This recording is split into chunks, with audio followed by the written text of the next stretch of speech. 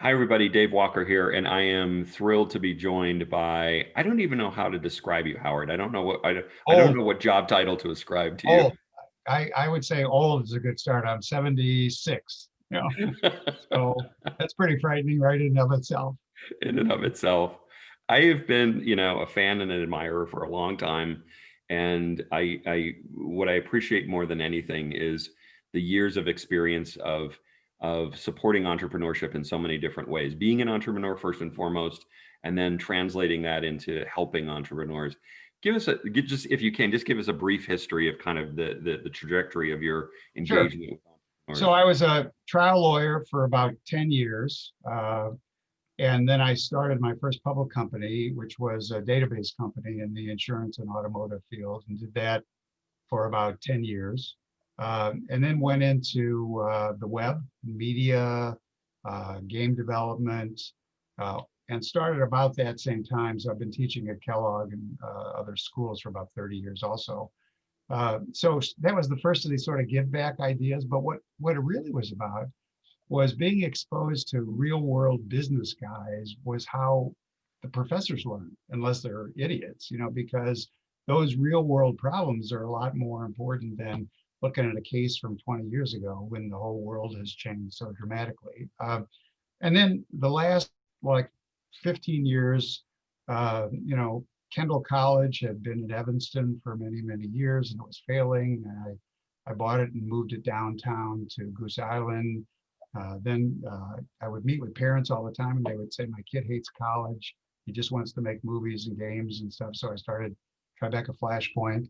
And then sort of it all came together really in 1871, which was a chance to have hundreds and thousands of entrepreneurs, give them a place to come together, give them the resources that they need, and put Chicago on the map. I mean, 1871 continues to be the #1 tech incubator, in the world. And 10 years ago, you wouldn't have thought about Chicago as a tech hub, but today, interestingly enough, you've got Google here, Facebook here, Salesforce here, all the big players.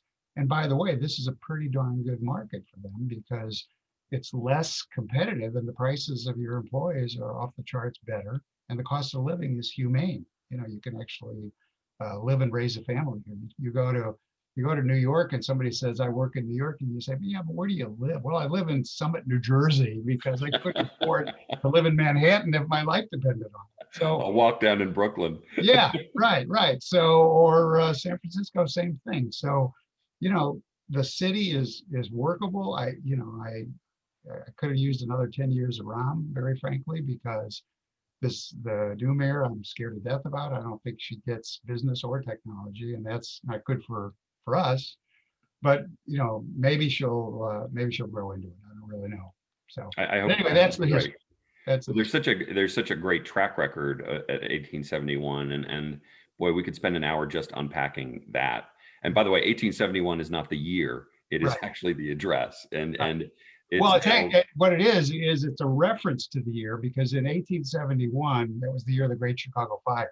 Okay, I didn't And, know that. and the reason that we named it was because after the fire, you had this tremendous renaissance. The city rebuilt itself. The Ferris wheel was invented here, the skyscraper, the Twinkie, very important food group. And we thought that technology represented that kind of an opportunity for Chicago and really the Midwest to transform from hardcore smokestack and manufacturing to technology and to all the future of what was going to be the digital age. And 1871 was really the sort of the embodiment of that idea. So, but people always say, why would you name it after the fire? That's not really something you want to be proud of. And I'm like, no, it's the period after the fire. I always thought it referred to somehow a street address or Yeah. the merchant. You're in the Merchandise merchandise Mart. mart. Well, that was Uh, another thing. The Mart was a great choice because it was dying. It was 25 floors, 30 miles of hallways with showrooms. And here came Amazon, and who needed a showroom? Who needed this right. kind of stuff? So a lot of good entrepreneurs will tell you the timing is just as important as anything else. And so I've been really lucky. I mean, I've been able to move from career to career and from interest to interest over the years and keep busy. Well, I think raw intelligence has something to do with that as well. So just about every conversation I've been having the last few weeks with senior level executives in this business to small business space actually starts with, I would describe it as the where were you when?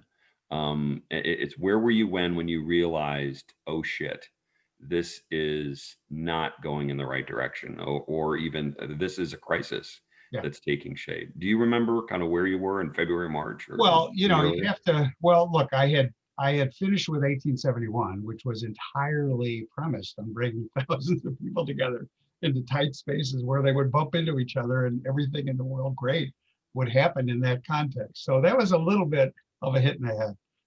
But I had gone down in the meantime to IIT, where I was building a entrepreneurship and innovation center at IIT. And the theory there was the tech community does a crappy job of addressing diversity. And IIT has an enormous population of African American, Chinese, what you name it, engineers. And Mhm. so I thought that the next thing I could be involved in is creating a place to teach them how to successfully navigate and be entrepreneurial in their careers, because they were all nerds. They say an engineer, you can tell an engineer who's an extrovert from an introvert, because an extrovert looks at your shoes instead of his shoes when he's talking to you. So, That's a good so I one. was trying to teach them how to tell a story. I was trying to teach them how to be business people. Um, so for me, it wasn't quite as painful, but to tell you the truth, I mean, I think that um, entrepreneurs always do this. This is the glass half full, half empty. And as soon as it became clear that this was going to cause us to be creative in new ways, it was pretty interesting, because it was a fresh start. And I tell people all the time, please don't look backwards. Please don't think we're going back to the old days in so many ways, but regard it as a chance to start up again and not carry a lot of that baggage, huge space commitments, a lot of capital costs. We live in a world now. You look at Uber, you look at Airbnb, you look at every one of them. I mean, the list is huge. These companies are asset free. And, for a long time, getting the capital to purchase the assets that you need to go into business was a huge barrier for a lot of small businesses. Hmm. And right now, as we know, because we're all running businesses from our home, the ability to enter and to pursue some of your ideas has never been easier. Now, the competition is tough. The noise is enormously difficult in terms of clutter out there. But boy, you can be just about anything you want to be now. And I think that's really exciting. So um, I was there. I saw it, coming. I mean, I have 25, companies in our portfolio, and you could see it starting to emerge. It was really interesting. So over here, you've got Spot Hero and Hmm. Snapsheet. And guess what happens to a parking company and a collision adjusting company when nobody's driving? Okay. Right. Now, on the other hand, over here, we have Keeper Security. And Keeper Security is all about password integrity and security. And if Hmm. dad brings his laptop home and doesn't have some pretty adequate protections, dad and his company are going to be in big trouble, because the Right. kids are going to be playing on that and doing a million other things. And so cybersecurity thrives. So we have a very interesting balance of going on. We're trying to figure out how to be smart about all these areas. And I think there are going to be some simple ground rules for every business, but especially small and mid-sized businesses. They're going to, and I think they're going to have to basically say to themselves, number one, and I said this to you before we started, safety first. You got to protect yourself, you got to protect your family, your employees, and your customers. If you lose that trust, nobody's ever coming back. And so, Right. so number one is safety. But then I think, we have to understand that this is a once in a lifetime situation. And so you got to do a lot to keep alive. It's the people that are left standing next year that are going to be the people that are going to still be around. So make a plan to stay alive. Don't be afraid or embarrassed to ask for help. And this starts with your landlord, but it goes across every vendor and everybody else to give you some help, because we're all in this together. Don't look out. A 2-year plan is a joke. look out 6 months if Right. you're lucky, and Right. make your planning based on that. And as I said before, don't look back. I mean, so those are the four things. Those are, sit down, figure out who your critical team is. Uh, you know, don't fire the cheapest employees. This is a really interesting thing because Hmm. when the world comes back, they're not going to go visit your SVP in charge of anything. They're going Right. to check to see if Molly is still there because she took care of them every time they came into your store. They're the closest people. And by the way, they're the least expensive too. So throwing the baby out with the bathwater is crazy. Get rid or hit the salaries of some of the higher people who can, by the way, absorb that. But make sure that the people that interact with your customers and who they have connections to are still around when they come back. And it echoes something I've heard from a lot of executives that, boy, are they really finding in this virtual or remote work environment, some superstars really emerge. Yeah. And some people who were thought to be superstars in an office environment, not so much. And it's interesting because it kind of just reshuffles the deck on what constitutes for talent and for Well, I think contribution. that's right. I think, I always tell people to ask themselves whether they could sit at their desk in the old world and read a book. And I don't think there's anyone in the world who's got the guts to do that. Not one person. So some of the people you thought were active, they were active, but they weren't productive. Okay. Right. They just made sure that everybody and their dog saw them, doing, Right. but results and productivity, different question. So yeah, I think we are going to see some folks who are going to emerge and who are going to be better at handling the chaos and the stress, and we're going to give people an opportunity that they might not have otherwise gotten to. Because one of the interesting things about Zoom and about a Zoom meeting is there's no hierarchy, no hierarchy. So everybody can have a good idea, or everybody can be a complete idiot. And so that's changing. I think we're starting to see that when you have a discussion that doesn't require everybody to give deference to Bob or Joe or whatever, and everybody can contribute in a new collaborative way, it makes for some pretty good new ideas and some pretty good injections from people that might not have otherwise ever spoken up. Very true. So you write a column that I read regularly called "The Perspiration Principles," which I think is one of the greatest column titles ever. But it is an honest reflection of your belief in hard work and transparency and honesty and grit in kind of making a business successful. Yeah. So in April, you wrote this column that I actually when I read it, I was like, oh boy, he's going to get some smack back on this. It was how to close your business. Yeah. Yeah. And it was only April. And I thought, wow, this seems a little early to be talking about that. But tell us why you wrote it and what your message really was intended to be. Well, it was addressed to a certain part of the audience because look, the perspiration principles, okay, are pretty clear. You got to have a passion. You got to be willing to prepare to do the work. The perspiration is the sweat. Um, you got to have principles because if you don't have values, you're going nowhere. And perseverance. So I, Mhm. I would almost never want to be in a position of telling somebody to quit. However, we were in this crazy time that's never happened before when the world went from a zillion to zero. And the premise of that article in part was there aren't skid marks in a startup. Usually just one day you come to Mhm. work and nobody's there. Right. And I don't think that's fair to your employees. So one of the things was how can you be a mensch? How can you be a reasonable human being Hmm. and not have your independent sales force out there running up charges on their credit cards that'll never be reimbursed? How do you treat your vendors honorably, even if you have to come to some kind of compromise solutions with them? Because if you're a believer in yourself, it's going to come around again, and you don't Hmm. want to burn all these bridges. So it was, how do you have a strategy that is realistic and honorable and fair to all the different stakeholders? Uh, and how do you proceed from there? And that was really sort of the point of that piece. And was there, I mean, as you were writing it, because I can, reflecting back on it now, one of the things that actually struck me was that I believe that there is what I'll call a reemergent entrepreneur.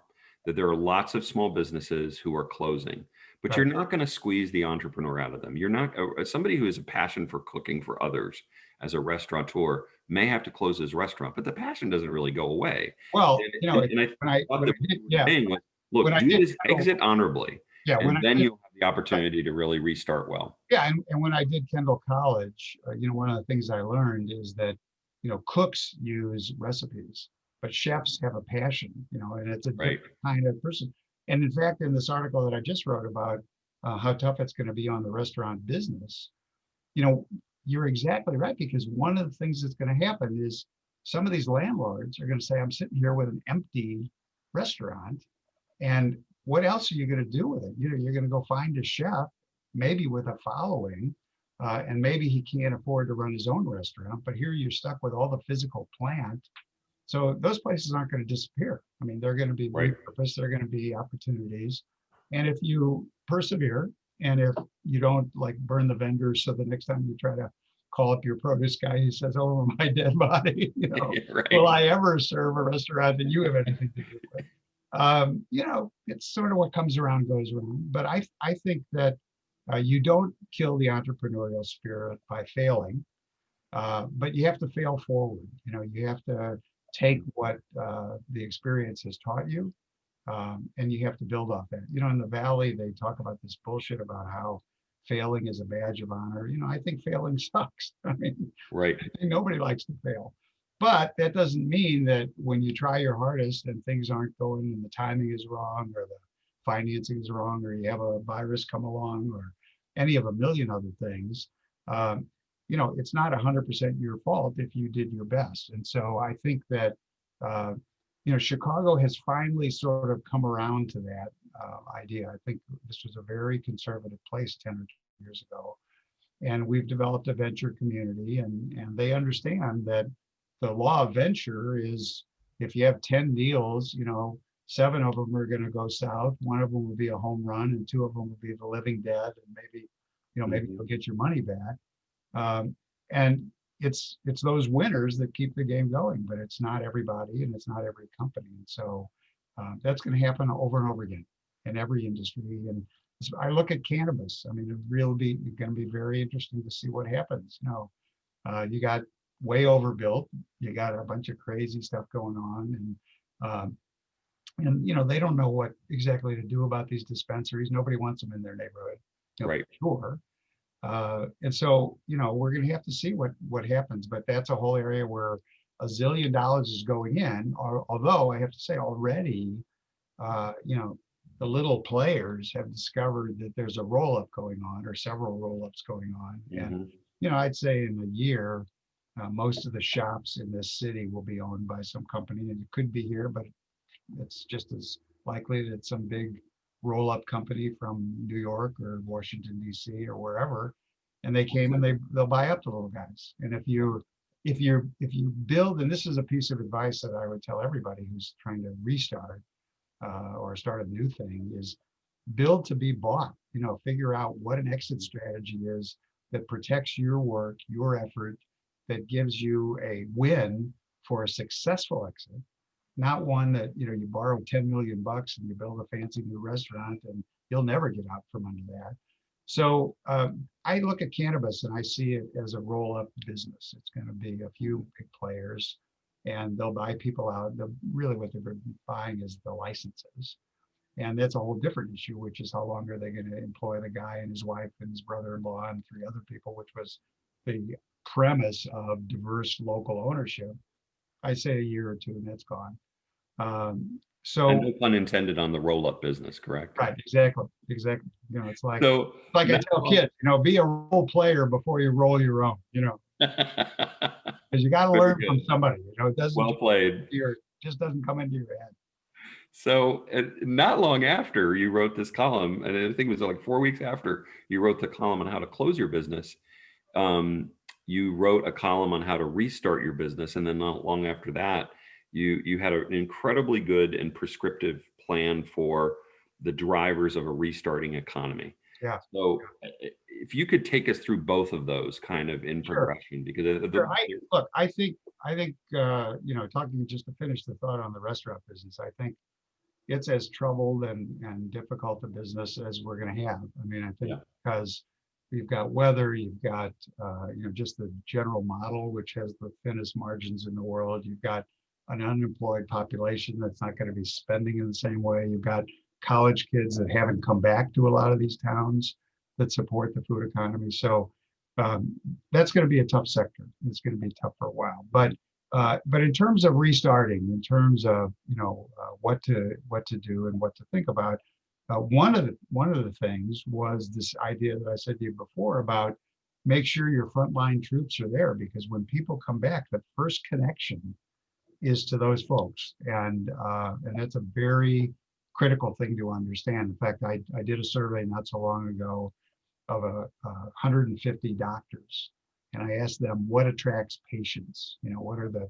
Hmm. and the list from the doctors, what would you imagine? My certifications, my expertise, my good looks. You ask the patients, they're like insurance, free parking, a great receptionist. I mean, it was like, wake up. And so with telemedicine, it's going to be really interesting. That'll be a whole nother area where, I mean, how long has it been since anybody said, oh, I have to go to the internist and pay $200 and get an appointment to get a flu shot when I can walk into CVS or Walgreens and get it on my time, at my, convenience and for free. Hmm. Yet, 3 years ago, we wouldn't have said, gee, any clerk in Walgreens can give you a flu shot. I mean, that would have been bizarre. Right. So a lot of what's happened with the pandemic, but a lot of what's happened with technology in the last couple of years it's accelerated the acceptance of things that we, for 20 or 30 centuries, believe, and it's diminished in a good way in some respects and in a not so good way in other respects. Our belief and our confidence in expertise, I Hmm. mean, a lot of things where, where we used to take it for granted. Um, so in terms of the future, in terms of the drivers that you asked me about, I think, and this is, by the way, I'm doing a conference in Florida on investment, and Hmm. needless to say, they want to know all the answers. They don't, Right. they're like, as long as you guarantee There's it, real money behind it. right? As long as you guarantee it, and as long as it's written in complete black and white that you swear by. But I'll tell you this, having said that, I do think that the future looks like, let's call it 5 or 6 things. Number one is that starting tomorrow, if not yesterday, time is more valuable than money. Think about it for a second, and that's right. Mhm. That we will pay up for convenience and for to save time in ways. So time is going to drive everything. Businesses are going to have to be fast and responsive and accessible in pretty amazing ways. And everybody is in a hurry, and that's not going to diminish in any respect. So the first driver is to look not just at how fast you provide the services and the work that is your business, but how fast are you getting faster at doing it? How much? So it's Mhm. not a question just of velocity. It's really one of acceleration. Uh, Number two is we're just starting to understand how powerful voice is. And voice is 4 or 5 times faster than text. Text is 20 times faster than email. And we respond to texts. Nobody opens email anymore. So voice as the default control system of our homes, our cars, our businesses, it's going to be a huge and very interesting thing, and it's going to change just a tremendous number of things. Kids are going to grow up talking to Alexa. They're not going to think they're talking to somebody who lives in Alexa. They're talking to the machine. And I always say you better teach your kid to say please and thank you to Alexa, because when they get into kindergarten and they start ordering the teacher around, like play me a song, read me a book, they're going to be little monsters. So we're going to have to do that. But voice is important, and voice is important for another thing. The population is aging to a tremendous extent, and nobody over 50 or 60 has the slightest interest in a keyboard, not the slightest interest. And a Mhm. mouse is even worse. And so the ability to use voice for control systems and things is just going to explode. Mhm. So time, voice, personalization, everything today, even at scale, can be highly customized and personalized. You go to the front page of Amazon, and that's a screen for you personally times 350 million people. Right. Pretty astonishing, but that's where we're at, and that's going to build expectations on our behalf. We're not going to want to do redundant things. We're going to want to go into a store or a business and have them know everything that's relevant, so I never have to repeat it, and anticipate my requirements and anticipate what I need and get ahead of that curve, because that's what personalization is all about, customization and personalization, which is impossible without data. And we talk all the time about, gee, I don't want to give this guy all my data and everything. We're so lazy. The truth is we're perfectly happy to do it. If I never had to fill a form out again, I couldn't be happier. And if I never had to remember a password because my iPhone says, do you want to use the password? Of course I do, of course, Right. Right. And so, so the idea of data as the oil, really the oil of the future, the oil of the digital age. I'll tell you an interesting thing. Not so many years ago, the big companies in America built products and services. And today, the most valuable companies in the United States, bar none, build audiences. They sell slices of our attention and of our brain power to the world, to advertisers and everybody else. So Google, Facebook, these people aren't in search. They're in selling advertising that's directed to what our search experience is. And Facebook is not really a social network. It's an advertising machine. And so this idea of creating a new kind of offering, and in the middle, what's so interesting to me is, so products and services, physical goods. Then in the 90s, we had the creation of exchanges and physical instruments. In other words, financial instruments, all digital. This is where some of these great movies like, well, has anybody looked under the covers? Is this really anything? And now we're virtualized even to a greater extent.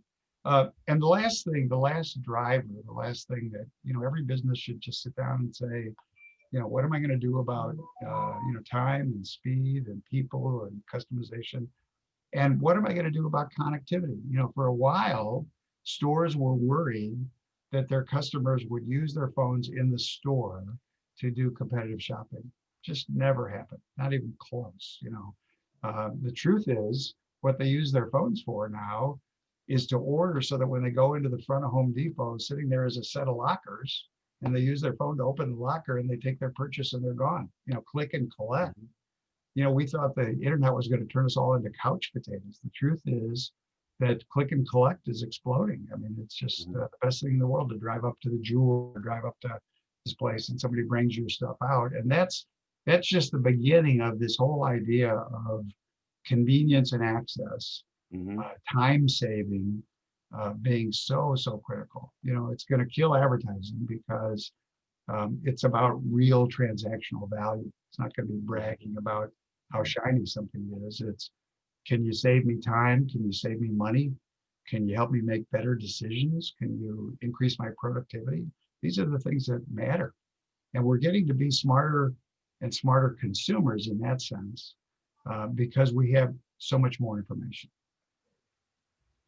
And I think that a lot of people in our space will say that what small businesses are needing or demanding right now is reflective of what consumers are demanding of them. And they're turning that right around and saying, hey, big businesses, whether you're a Verizon business or whether you're Square or whether you're LegalZoom or whether you're Dell, whoever, I need these things from you because this is what my consumers are demanding.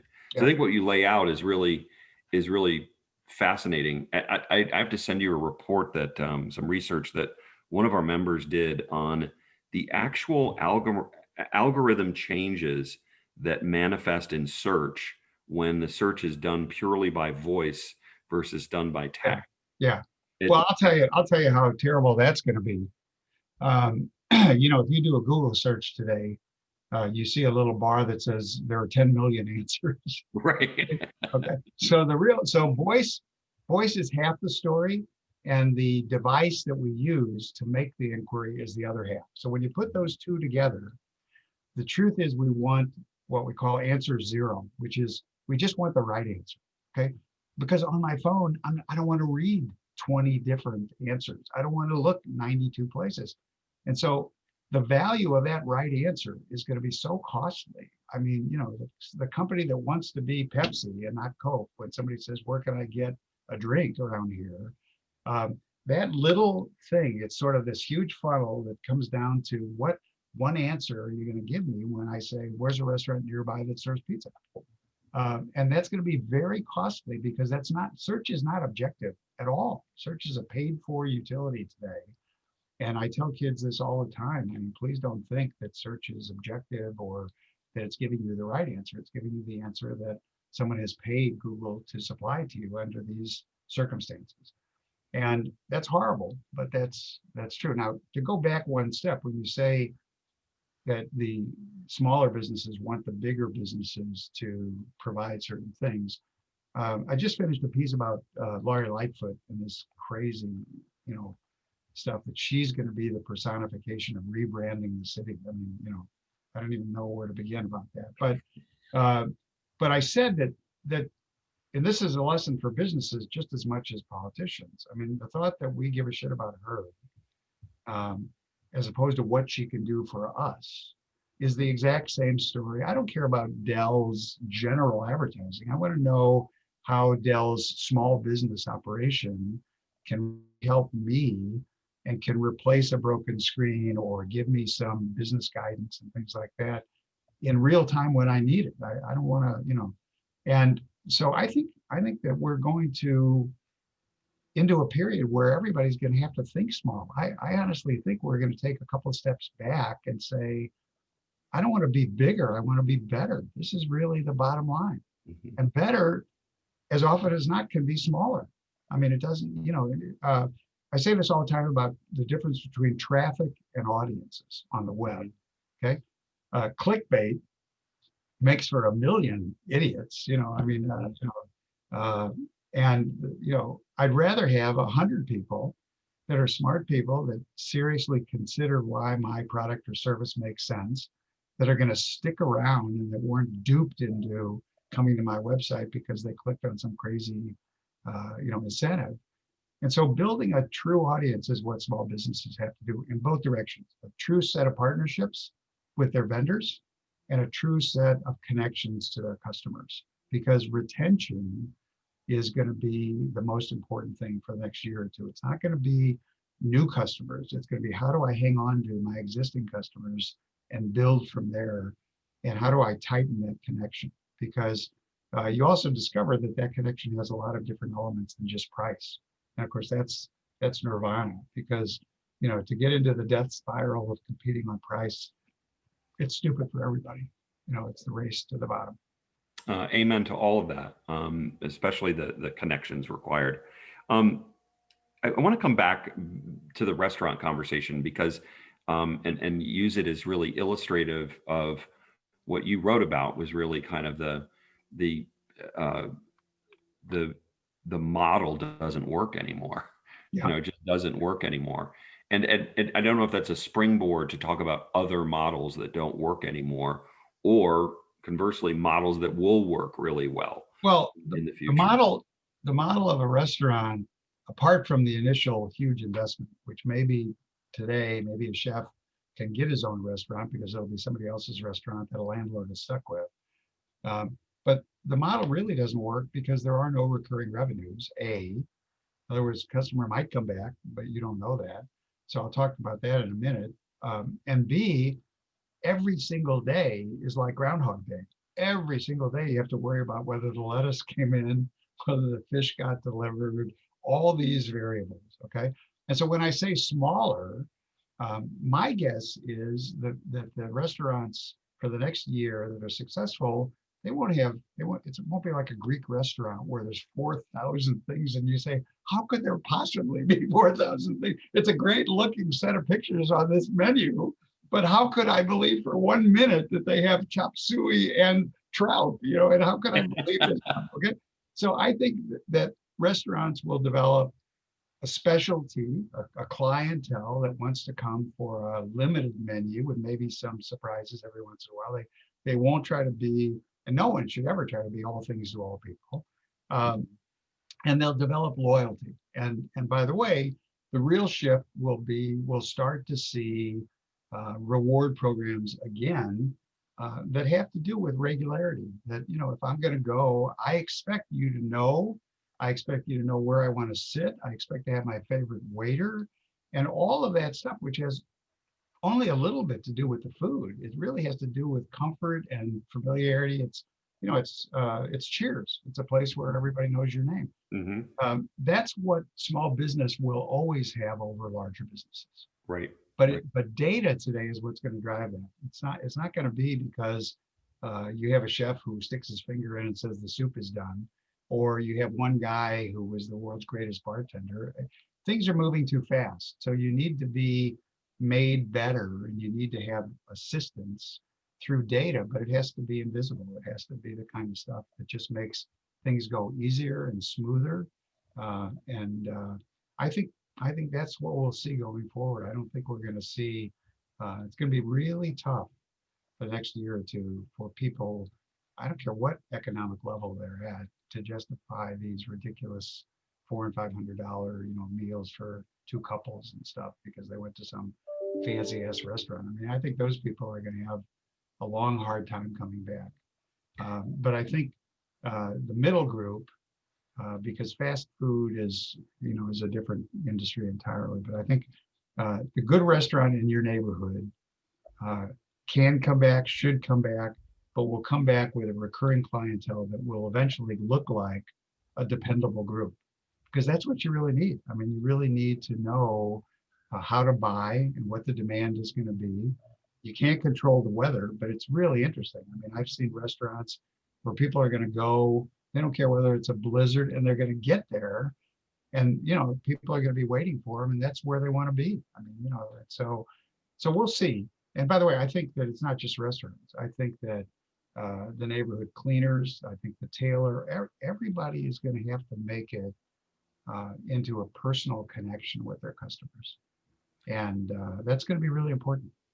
I think that's a great insight, and you know, I'm want to ask the question. I don't know because I think I know what your answer will be, but is innovation really the key to recovery?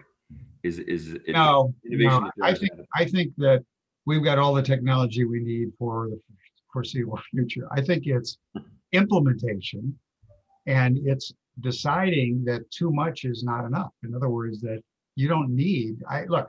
My wife yesterday was trying to make a reservation, and she hates to do it on the phone. And I said, "Well, call the restaurant up. At least let's find out what time they open." So she has somebody on the phone, and they tell her when they open. She said, "Well, I'd like to make a reservation at 1 o'clock for 4 for lunch," and they said we have to do that on the web.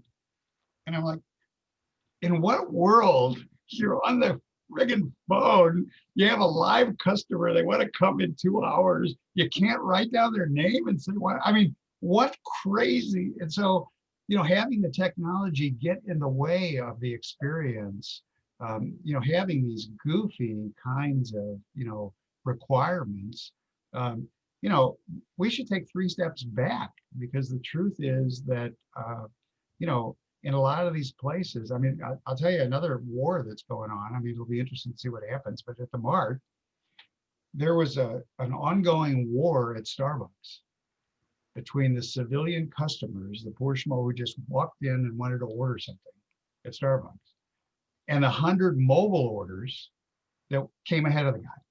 I Hmm. mean, I thought people were going to just grab anything and run out because they felt like fifth-class citizens. Right. You know, yeah, you were doing a favor, but and by the way, the new Starbucks, you know, there are 2 new kinds of Starbucks. Some of them are just so small that they're like the delivery window at, you know, some drive up.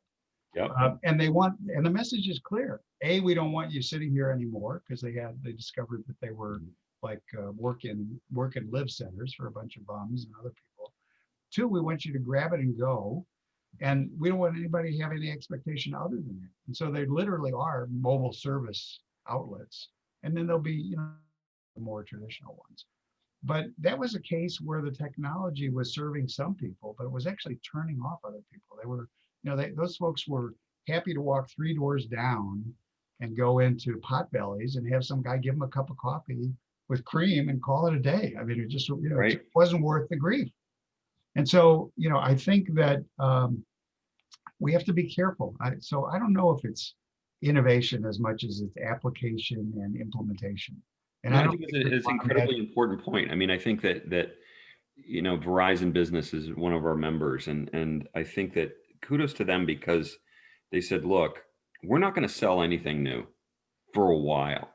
yeah, We're going to basically just go out and use what we have to help our small business customers and to effectively help them use it, what they already have. yeah, And the example that they gave, which was terrific, their field marketing group down in Atlanta, the guy who runs it basically observed that at his local restaurant, there was this ferrying process between the kitchen, the manager at the bar, and the waitress who was bringing out the bag of food.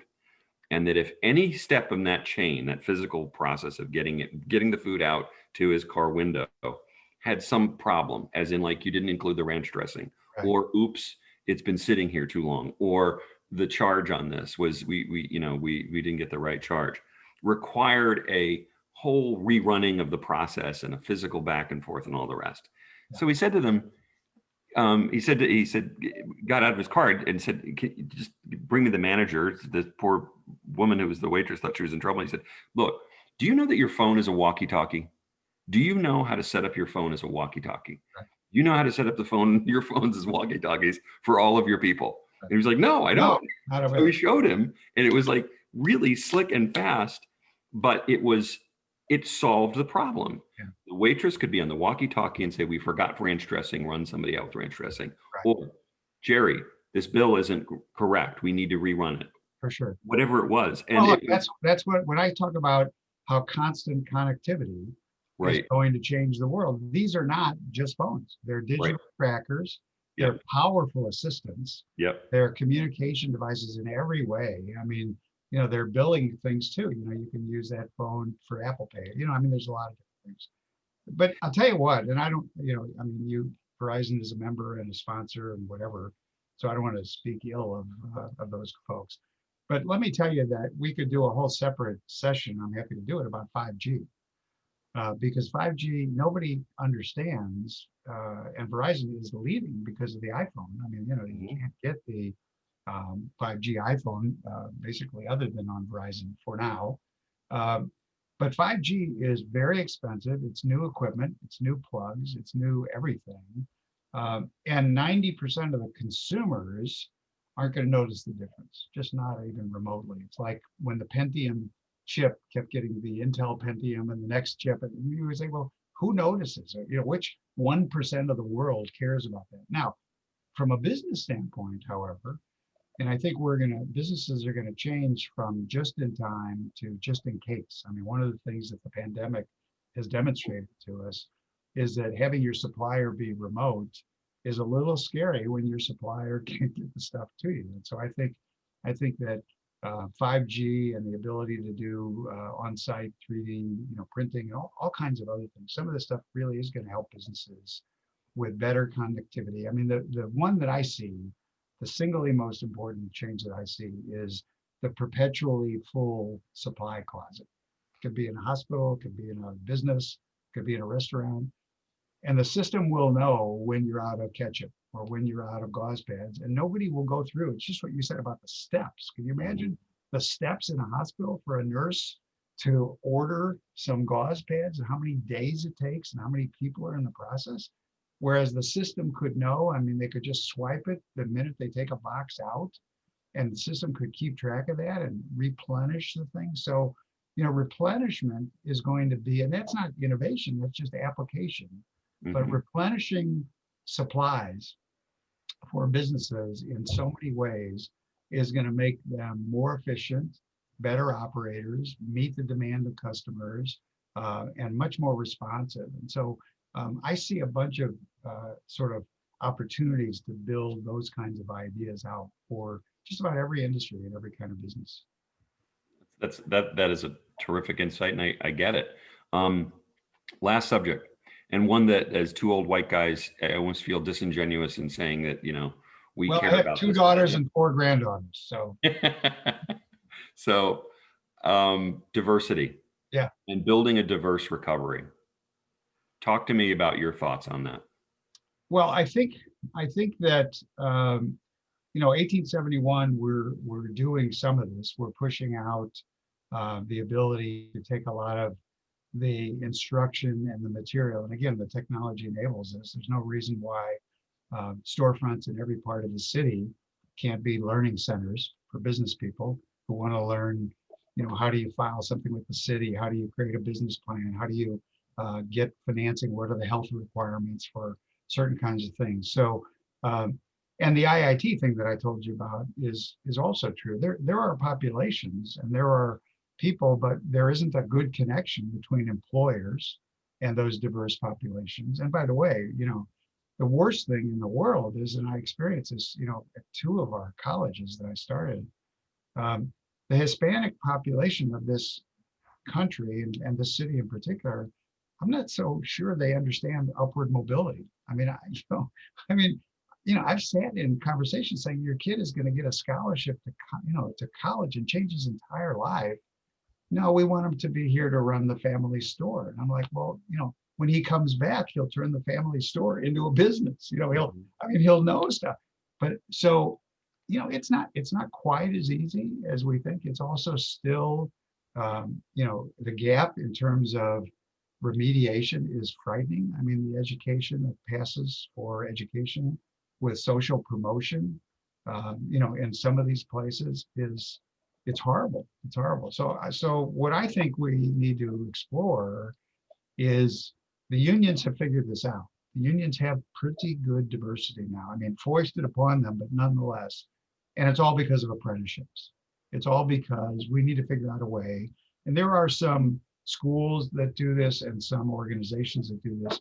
We need to get a kid from the inner city and have him be a runner at Aon, or have him, come and understand what it means to go to work, what it means to put on a coat and tie, what it means, and how they don't even know. I mean, these kids haven't even been downtown. I mean, they don't even know, some of the most, basic things. And so I think apprenticeships, I think internships, I think exposing them, skipping over the cycle of the last 3 or 4 years of education, because what you really want to teach them are the people skills. You want to show them what we said before, that the people who get ahead are the ones who work really hard.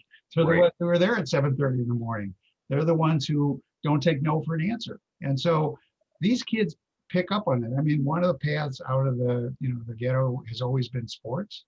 One has been music, and they understand that doesn't happen by accident. It happens by application and by hard work. And so we have to do something. I mean, there's just no question. We can't have two different cities. We can't have three different economies.